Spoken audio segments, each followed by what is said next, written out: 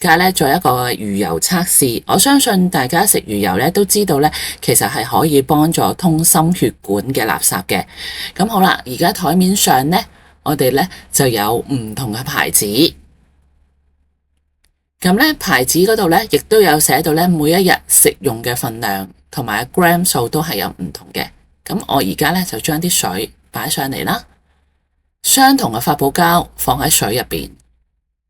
然之後咧，我哋亦都會擠啲魚油落去個發泡膠度，讓到大家可以睇到咧，究竟分解嗰個發泡膠嗰個速度嘅。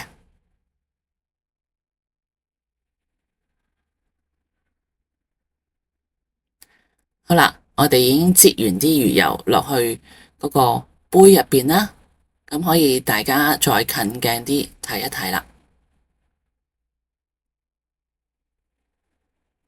咁我哋俾少少時間佢啦，係啦，大概係幾分鐘嘅時間。我哋而家快速去片，我哋而家大概係等咗1分鐘左右，再望多一次。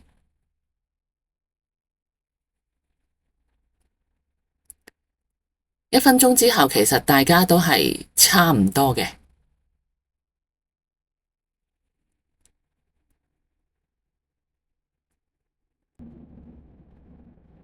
好啦，我哋繼續再等，大概3分鐘到之後咧，就睇到個分別噶啦。好啦，而家再 zoom 近俾大家睇下，開始咧就係有啲溶，第2粒咧冇乜點變，第3粒咧開始溶咗好多啦，第4粒咧都係冇變嘅。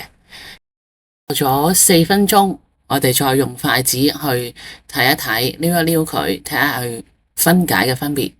第1粒咧係有少少分解咗嘅，但係都係好實淨嘅發泡膠。第2粒都係。